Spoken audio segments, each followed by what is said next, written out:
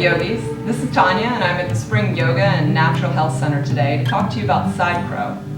Over the next few weeks and months, we're going to be posting pose breakdown clips online so that you can practice in your home or any other location that's convenient to you. Side crow is a variation of crow with a side twist. Before we get started, you should never do any pose, whether it's warrior one, down dog, or a side crow, in any way that feels painful to your joints or body, or in any way that limits your ability to fully inflate the lungs for a nice long deep breath. Aside from being an arm balance, side crow has 4 components that I think really make it possible. Number 1 is shoulders back and down. Number 2 is twisting from your ribs as opposed to twisting from your shoulders and collapsing your ribs onto your hips. Number 3 is holding the elbows in. In order to do that, we'll warm up the triceps. And number 4 is engaging that Uddiyana Bandha, your physical and energetic lock deep within your core center. So, let's start with the shoulders. We're going to take a deep breath up and exhale, roll your shoulders back and down. We'll do that a few more times. We're trying to reach up high and raise the ribs off the hips. And exhale, squeeze your shoulder blades together and back and down. Let's do 2 more. Breathe in. And back and down. When you're breathing in, you're bringing in oxygen to make energy with it at the cellular level. And when you're exhaling well, you're starting to engage your deep corset-shaped abdominal muscles that wrap around your spine structurally.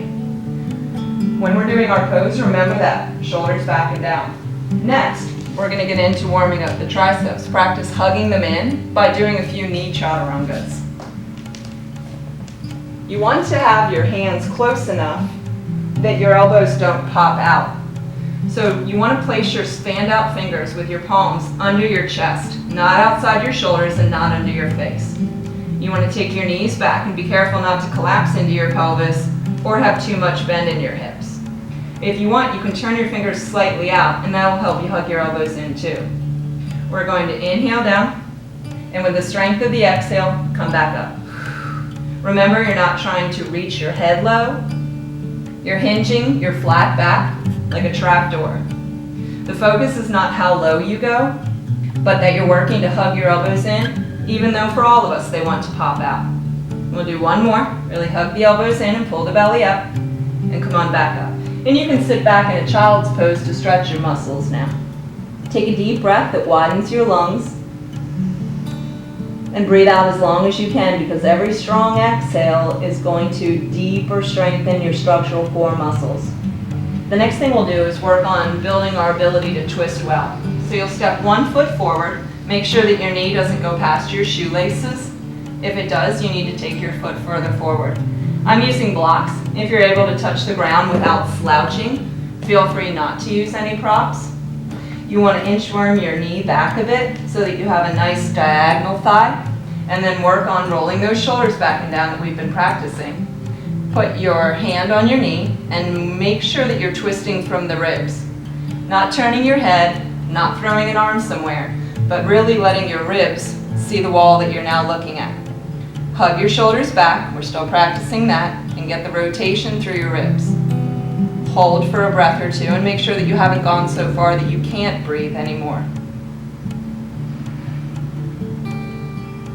Come on down. We'll switch sides. You can raise your leg up and switch fast if you want, or you can take it slow. Keep 1 hand on the ground. You could also put your fist down to protect the integrity of the wrist. Place your 2nd hand on your thigh, and don't turn your head, don't turn your shoulders, but turn so that your ribs can now see the wall that you're looking at. Hug your shoulders back from your ears, and if you'd really like to enunciate the pose, pull your navel in from your inner thigh.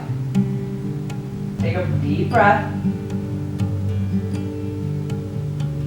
and we'll come back. The 4th step is we're trying to get the core warmed up. I know that our tricep push-ups and our twisting already did that, but now we're going to work specifically. Move your blocks out of the way. Come to a nice spread wide finger down dog. Let your neck dangle, let your face relax. We're going to raise the right leg up and breathe in. And with your exhale, you're going to hug your knee to your nose, but more importantly, you're going to coil your navel up so your back is like a rainbow. Inhale, spread your fingers. Exhale, coil in. 2 more times. One of our goals is to be able to breathe well and stay calm in our physical body and in our lives during times of stress. Like right now, we are having a physical stress by challenging the body, and we're trying to still breathe well. Left leg. Exhale. We're going for 3. Spread out your fingers and let your neck relax. This should be more about what you're feeling than what it looks like. So try to avoid doing this in front of a mirror and really feel that you're coiling your navel up from your thigh instead of trying to get your nose close to your knee. And then we'll stretch and reclaim our long breath. Take your inhale as long as you can and out as long as you can. Now let's put it all together. What we're going to do is start on our toes. If you let your knees open up, you're missing the opportunity to squeeze and engage the muscles of your inner thigh. We're going to practice spiraling our elbows in, rolling our shoulders back and down, squeezing the legs, twisting from the ribs, and fanning those fingers out for wrist safety. You reach your neck long, you hug your elbows in, and you walk your feet just out a little bit. At this point, you can stop. And you're already building your competency by getting your arms a little bit stronger. You can raise the inside leg and hold, or do it a few times to practice and go to the other side. Or you could raise both legs. Make sure you can still breathe and that you're not causing yourself any pain. If you want to take it a little bit further, you can raise your leg up. And then we'll try the other side. Make sure you come down safely too. I'll show you the other side from the back so you can have different angles.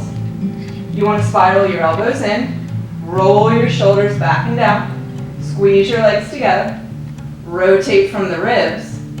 When your elbows are hugged in, you have a place to put your elbow on your hip and a place to put your elbow on your knee.